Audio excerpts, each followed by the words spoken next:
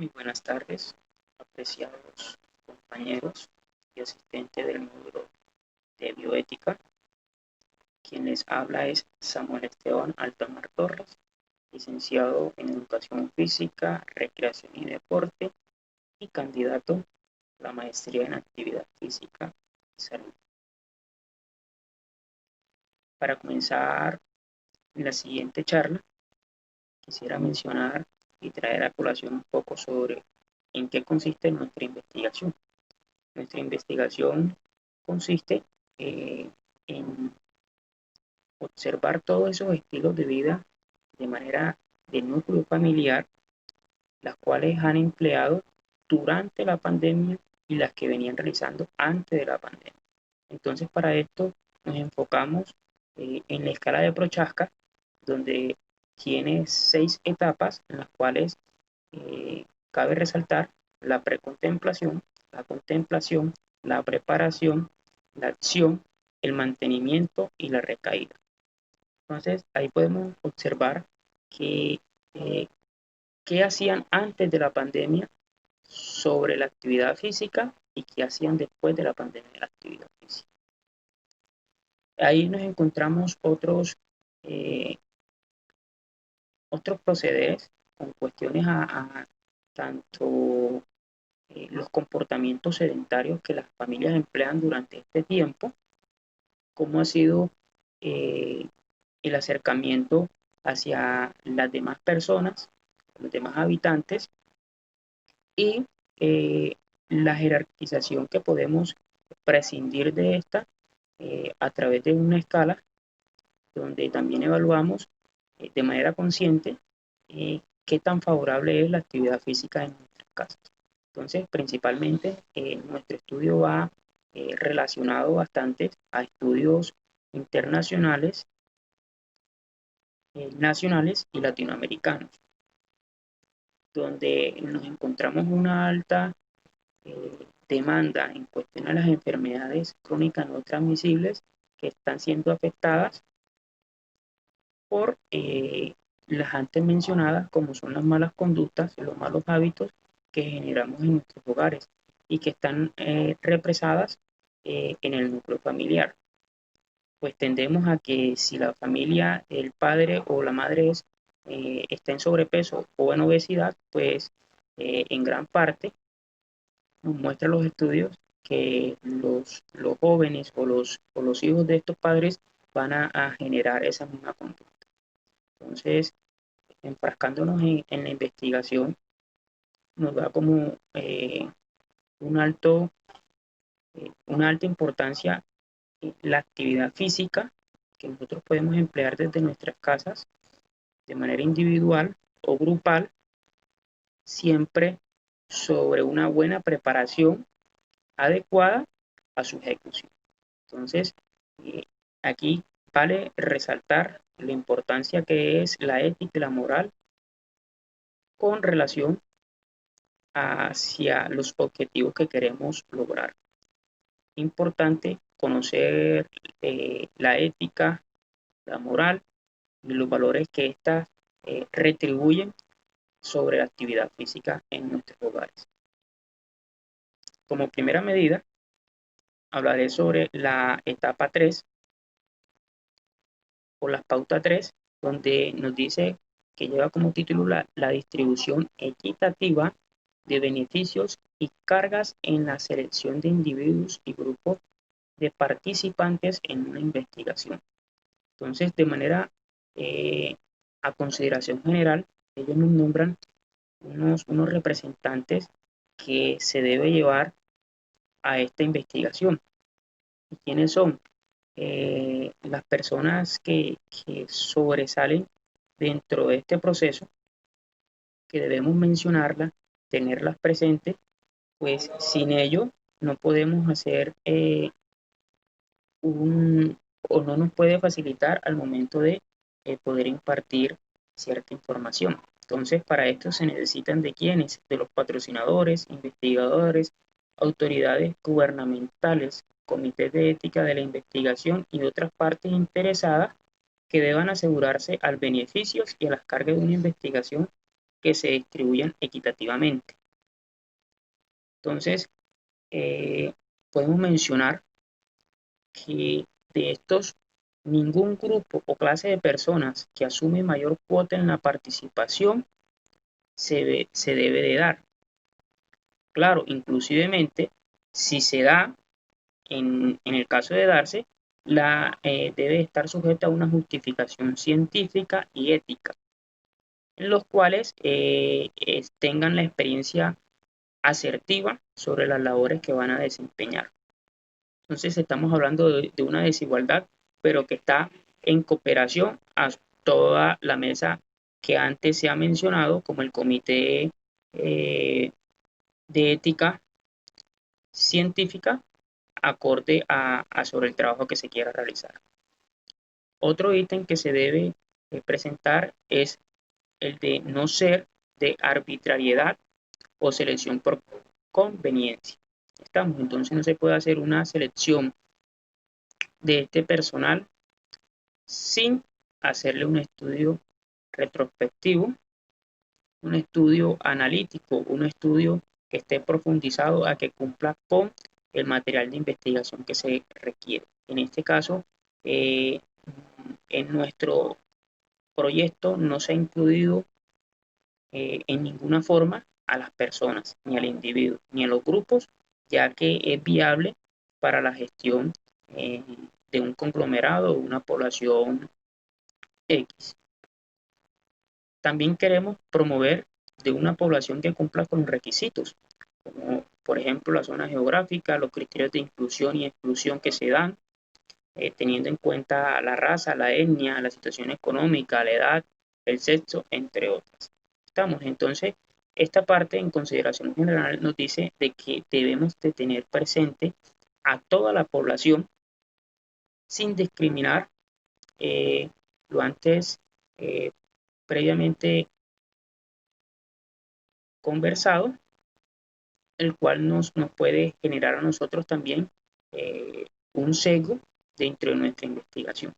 Entonces, eh, relacionado esto con nuestra investigación, lo que nosotros precisamos es que la comunidad que está siendo investigada, que está siendo estudiada, sea con una lógica precisa, es decir, un consentimiento adecuado en el cual cuando nosotros comenzamos a hacer la entrevista se le dice que está siendo encuestado esa persona, eh, líder o ya sea el jefe del hogar, el cual queda como confidencialidad lo que él vaya a responder y que quienes pueden hacer uso de esa confidencialidad será únicamente la universidad prestadora y acompañante del proceso del estudiante y el estudiante.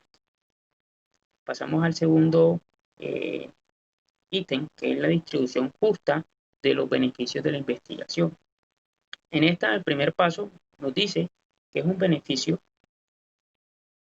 en equidad y que la investigación no se centra en desproporcionalmente a las necesidades de salud en una clase limitada de personas, sino que abarca y aborda necesidades de salud de distintas clases de grupos. No podemos nosotros entrar a separar o a entrar a dividir ciertas poblaciones cuando la forma de estudio que nosotros hemos empleado es de manera general, ¿cierto? No discriminarlo por el sector económico, el sector geográfico en el que se encuentran, sino en la misma forma analizar a todo el personal. Como otra medida, nos nombra de que se verá también al beneficio que se da a la comunidad en caso de una persona menos hábil e indispuesta a asumir estas ciertas investigaciones. No se priva intencionalmente a la población basada en una investigación básica aplicable. Entonces, tenemos que saber a quién se le aplica la encuesta. Tenemos que saber a qué se dedica esa persona, a qué antecedentes previene en cuestiones de nuestra investigación. Y muy importante, saber la normatividad que ésta se exige mediante un conocimiento exacto, una comunicación preestablecida para que no se presenten inconvenientes o interrupciones mediante el proceso que se está llevando a cabo. Como otra, la distribución justa de la carga en la investigación. En esta que se busca, se requiere que algunas personas o grupos estén expuestas al riesgo o a la carga.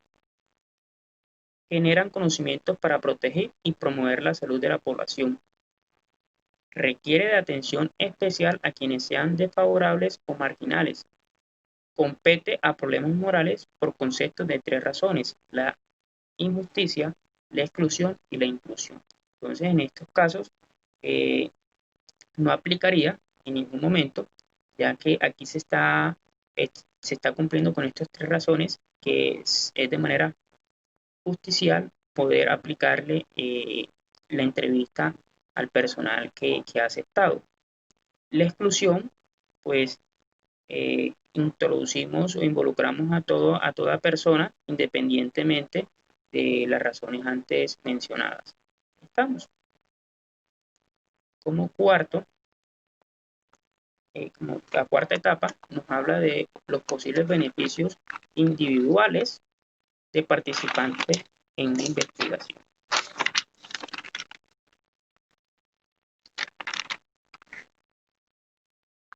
Entonces, este se privilegia en la sociedad por eh, mantener un valor social y científico. También está encubierto en los comités o organizaciones que premian o analizan cada una de estas investigaciones. En este caso, los riesgos de un estudio investigativo, el patrocinador y el comité de ética de investigación, siendo riesgos mínimos y que sean equivalentes a una suma de los beneficios. Entonces, aquí nos nombra dos etapas que se deben de cumplir de manera obligatoria. Y la primera es evaluar los posibles beneficios individuales y riesgos de cada intervención de investigación o procedimiento de estudio. Entre estos nos encontramos los riesgos que se pueden presentar aceptándolos, pero a la vez minimizándolos y con ayuda de ser superados con la percepción posible en beneficios individuales y de evidencia, donde una vez se pueda comprobar de que la persona que se le fue aplicada la encuesta, pues le sirvió para darse cuenta de que la actividad física realmente es beneficiosa. Claro está, si la persona accede a ella. En esa misma, la no aceptación del consentimiento informado de parte individual nos limita a realizar la encuesta. Inmediatamente se cancela a la aplicación de la misma para evitar perjuicios frente al encuestador o al estudiante que la ha realizado. Eso por la primera parte. Para la segunda, eh, podemos mencionar que todos los riesgos o posibles beneficios individuales de la totalidad del estudio deberá evaluarse y considerarse apropiado. ¿Por qué? Por primera parte, el valor social y científico que genera esta para la comunidad. Debe ser minimizado por el ente o quien organiza el evento en compañía del comité. Inmediatamente. Debe ser consultado con la comunidad que participa en la investigación. De manera, en consideraciones generales, se da también una manifestación a la intervención con objeto al estudio como tratamientos nuevos o establecidos, pruebas diagnósticas, medidas preventivas y diversas técnicas. Entonces, aquí nos damos cuenta que introduce a ello la intervención, o sea, cuál es el objeto de estudio que se va a hacer y qué es el propósito que se quiere lograr, ¿cierto? ¿Cuáles son las vías para llegar a esa persona a lograr el entendimiento de la investigación que nosotros vamos a realizar o aplicar? Y por otro lado, el procedimiento, que es la que aporta desde el material informativo acercar al objeto de estudio como seguridad y eficiencia y eficacia de nuevos tratamientos, incluyendo encuestas, entrevistas, exámenes clínicos, entre otros, como una investigación aleatorizada. Entonces, eso fue lo que nosotros pretendíamos dentro de nuestra investigación, ser diversas comunidades o poblaciones que hubiesen intervenido y a la vez dado a hacer un procedimiento adecuado por un guión que establecimos antes de aplicar. Entonces, aquí hay algo que debe de ser mencionado y debe de ser bastante objetivizado y predominado dentro de esta cuarta pauta, y es el riesgo-beneficio. ¿En qué consiste este riesgo-beneficio? Y es la evolución meticulosa y el equilibrio razonable, que se desprenden sobre qué, sobre la protección de los derechos y el bienestar de los participantes en el estudio. Aquí cabe mencionar que esta se controla y se reduce bajo los riesgos. Rápidamente voy a leer estos riesgos que pueden causar y cómo se pueden reducir. Entonces, como primera medida, monitorear el estudio y ofrecer mecanismos para responder a eventos adversos. Establecer un comité de seguridad y monitoreo de datos para evaluar y decidir sobre los datos relacionados con los daños y beneficios a medida que progresa el estudio. Instituir criterios claros para detener un estudio. Fijar medidas para proteger la confidencialidad de los datos personales. De ser posible, procurar extensiones a la obligación de notificar información sobre actividades ilegales de los participantes en el estudio. Por ejemplo, trabajo sexual en países cuyas leyes prohíben la prostitución. Evitar procedimientos innecesarios, como cuáles realizar pruebas laboratorios con muestras de sangre exigentes en lugar de extraer sangre nueva, de ser científicamente aprobado. Y como último, excluir a los participantes que corran un riesgo considerable mayor a sufrir un daño con prohibición de prostitución, que es acogido por la ley.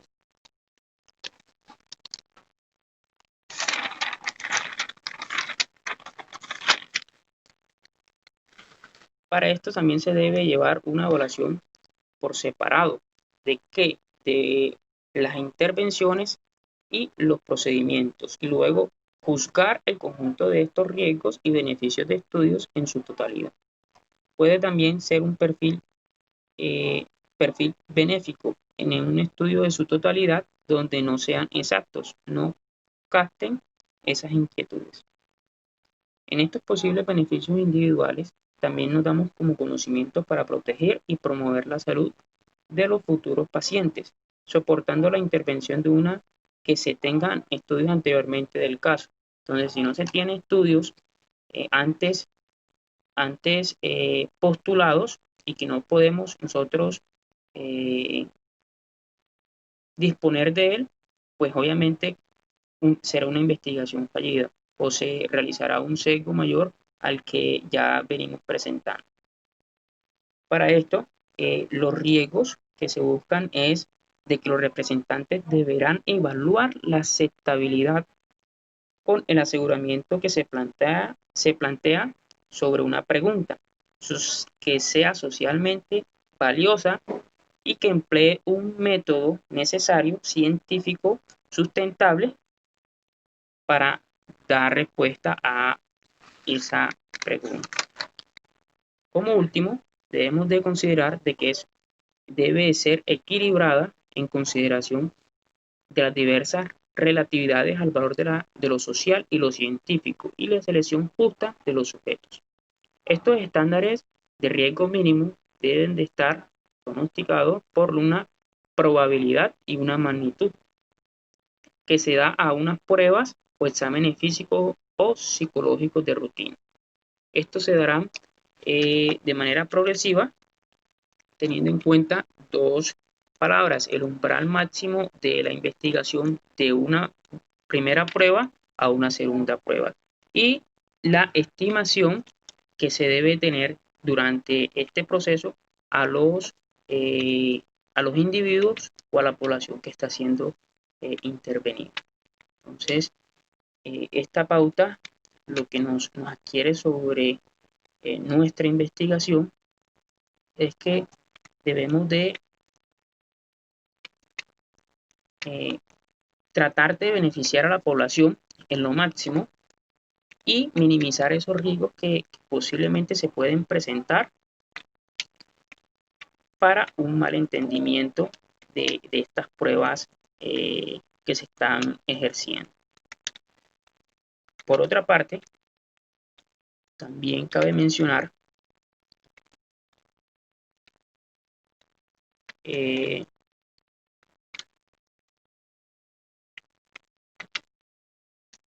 de estos procesos deben de ser encaminados a la búsqueda de la cooperación y la aceptación de los riesgos o una investigación analógica. Es decir, debemos de que la población sea homogénea dentro de los distintos rangos de edades, no causar malos entendidos, al contrario, eh, poder enfrascar de esta pauta una buena realización al momento de ser intervenidas.